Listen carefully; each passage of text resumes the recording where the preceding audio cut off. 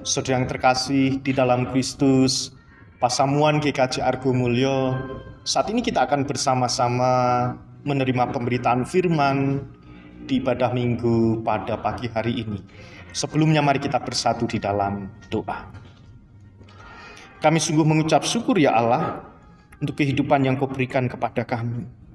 Jika pagi hari ini kami akan menerima sabda Tuhan sebagai sumber kekuatan di dalam kehidupan kami, untuk kami boleh memelihara iman dan keselamatan kami. Terima kasih ya Allah, berfirmanlah, karena kami siap untuk mendengarkan. Di dalam Kristus Sang Sumber Firman yang hidup, kami berdoa. Amin.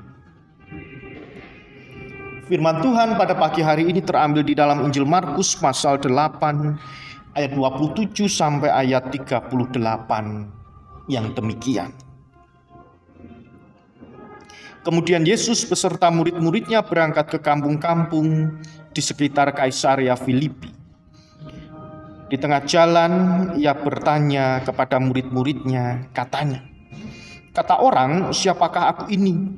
Jawab mereka, "Ada yang mengatakan Yohanes Pembaptis, ada juga yang mengatakan Elia, ada pula yang mengatakan seorang dari para nabi.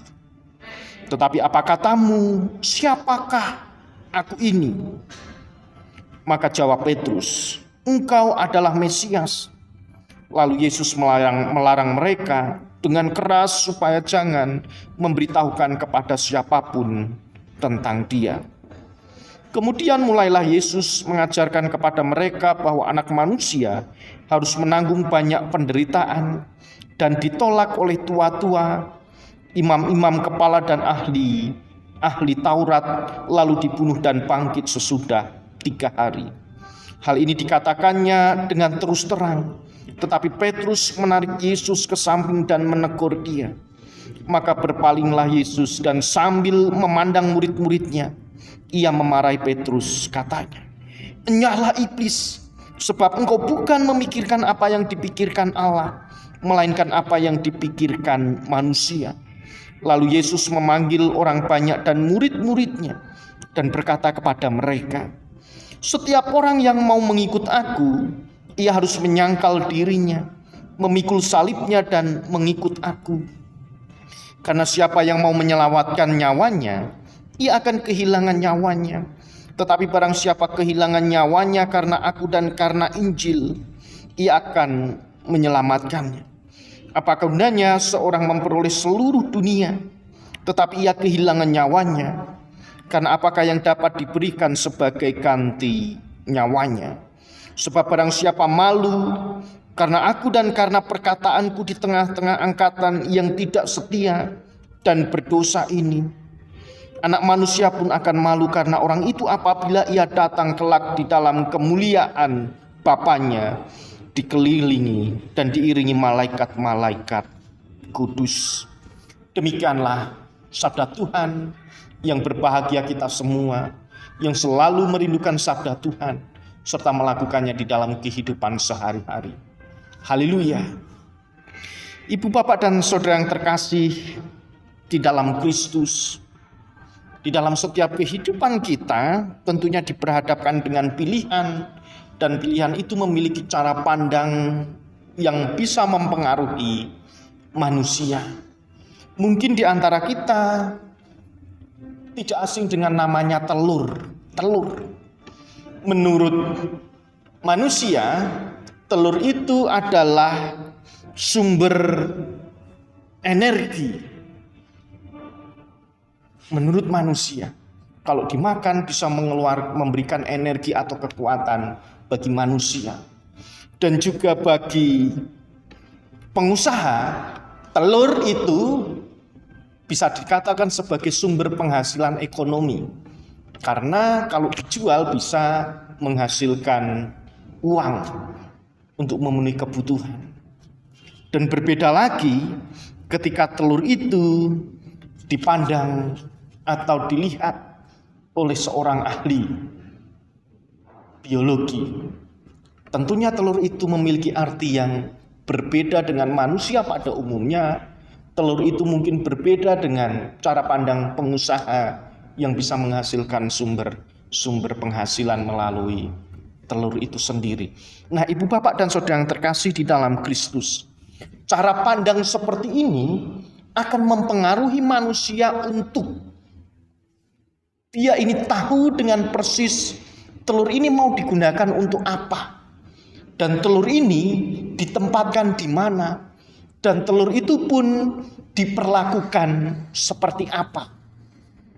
Karena masing-masing orang satu dengan yang lain, sesuai dengan profesi, itu pasti memiliki sudut pandang yang berbeda ketika melihat telur.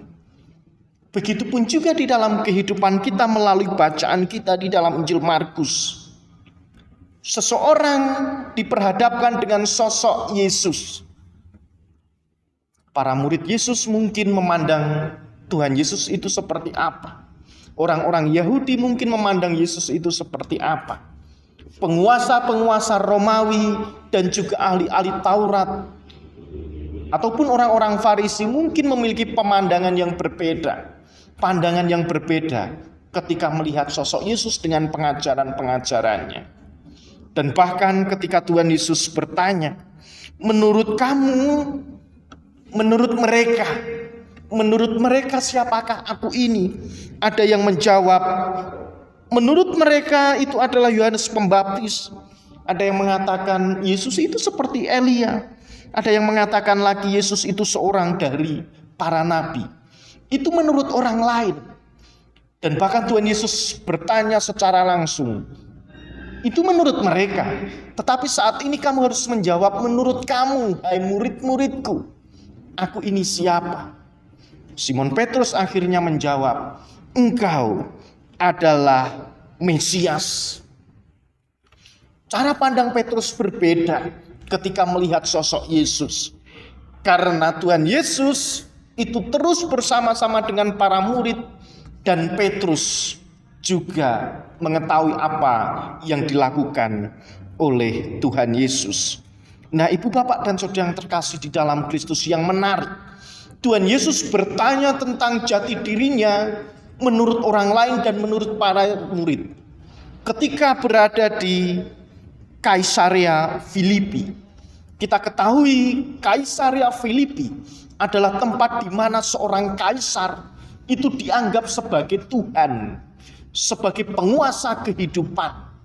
Itu menurut kehidupan orang-orang yang ada di Kaisarea Filipi.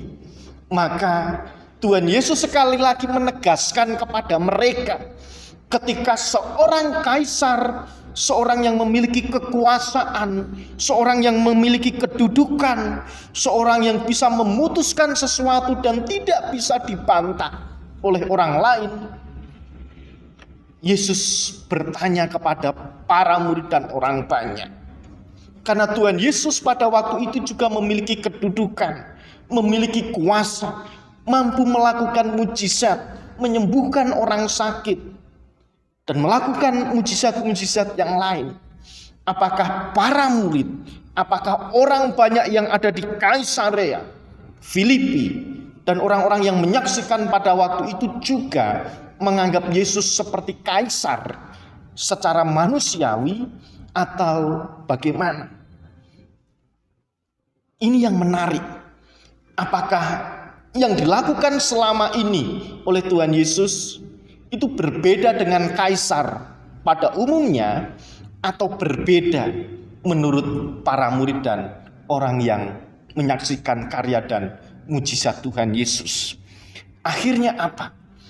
Simon Petrus mengatakan bahwa engkau adalah Mesias.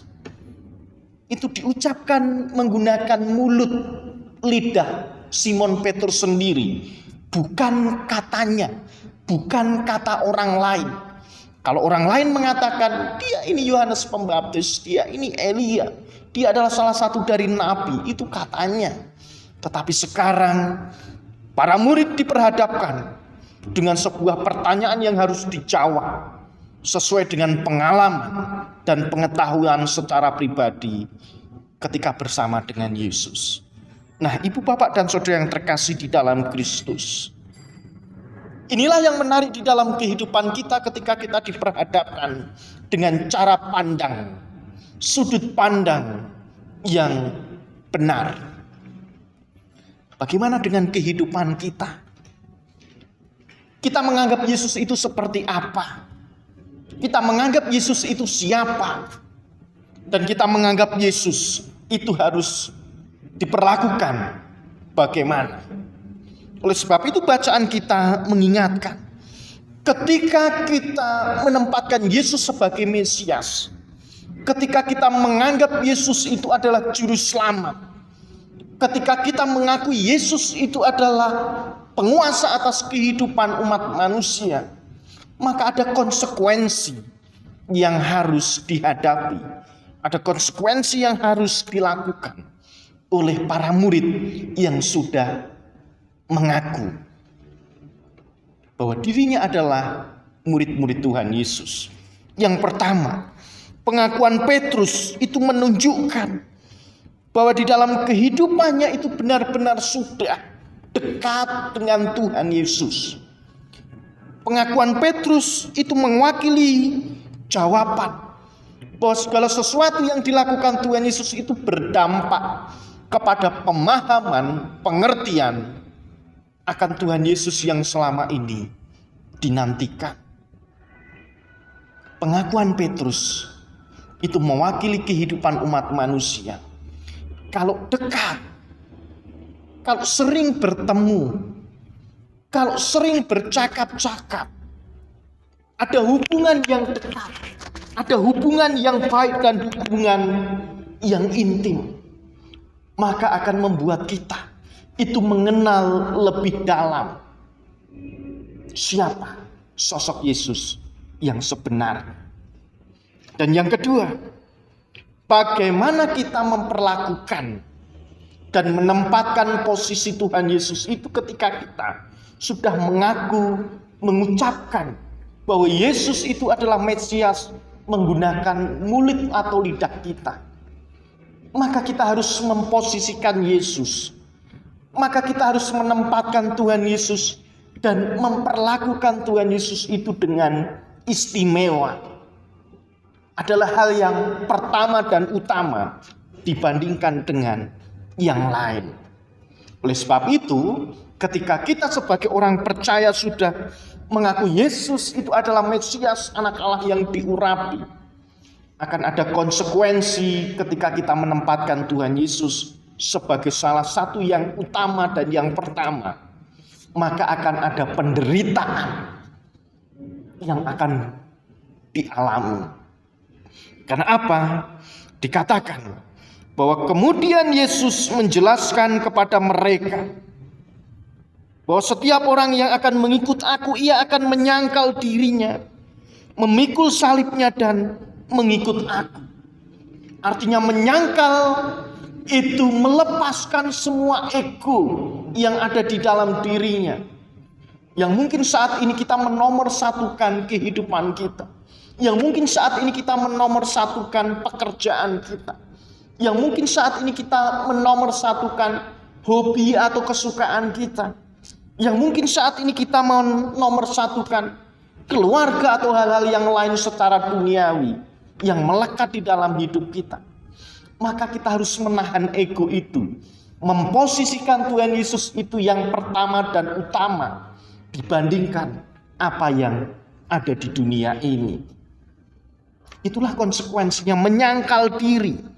Ketika kita sudah menyangkal diri, maka kita diingatkan untuk tetap memikul salib Yesus. Salib itu tidak ada gagangnya. Yang ada ya kayu, tidak ada gagangnya seperti kursi atau seperti meja atau seperti pintu yang ada gagangnya atau seperti jendela, tidak ada.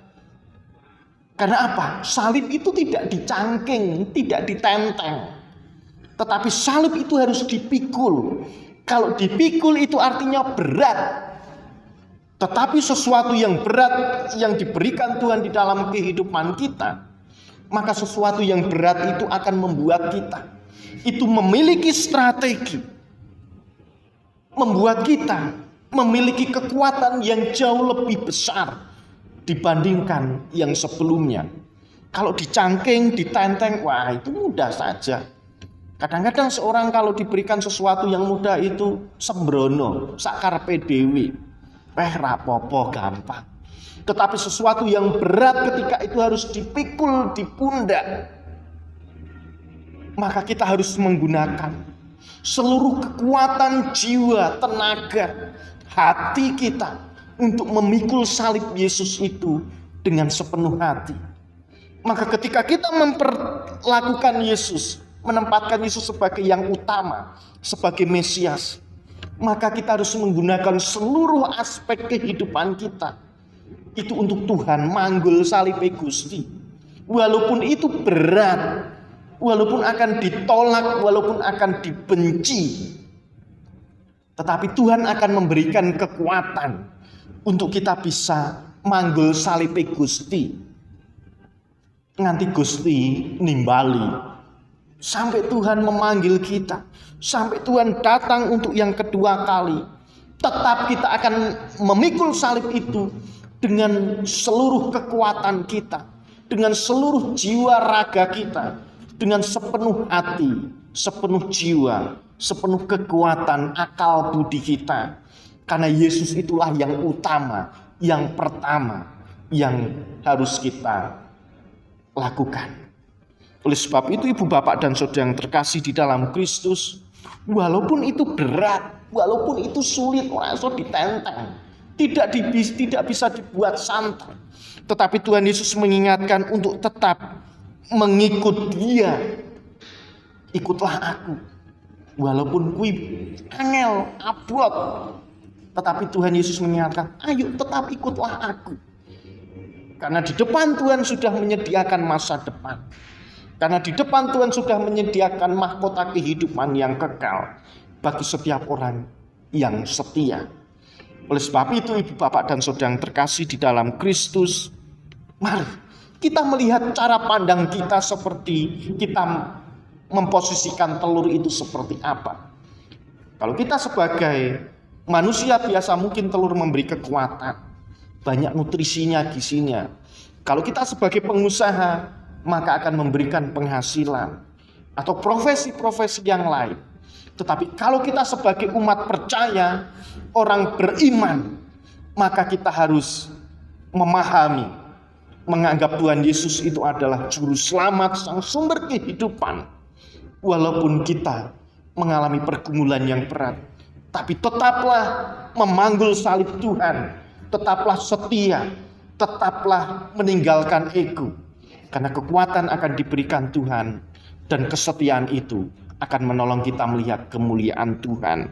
Sebab barang siapa malu karena aku dan karena perkataanku di tengah-tengah angkatan yang tidak setia dan berdosa ini, Anak Manusia pun akan malu karena orang itu apabila ia datang kelak dalam kemuliaan Bapanya diiringi malaikat kudus. Jangan membuat malu Tuhan Yesus, dan jangan mempermalukan Tuhan Yesus dengan segala apa yang kita lakukan. Tetaplah setia dan tetap memikul salib Tuhan, maka kita akan dikuatkan. Dan kita bisa melihat bahwa Yesus itu berkarya di dalam kehidupan kita. Selamat memikul salib Tuhan. Selamat mengakui Tuhan Yesus itu adalah Allah kita. Dan jangan malu, karena Roh Kudus menolong dan menuntun kita. Amin.